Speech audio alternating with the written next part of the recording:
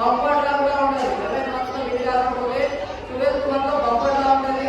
ఆ బంపర్ లా విన్ అయితే 60,000 ఎక్స్ట్రా ఇస్తామండి. 16,000 ప్లస్ 1,20,000 1,80,000 తో పర్చేజ్ చేసుకోవచ్చు. ఏదైనా 12th మంత్ లో డ్రాలో విన్ అయితే బంపర్ డ్రాలో విన్ కాకపోతే 1,20,000 తో పర్చేజ్ ఒక్క అనుకుంటే 1,10,000 ఎంత ప్రచారం అవుతుంది. పర్చేజ్ చేసినప్పుడు రేటుతో ఆ రేటుకి మీకు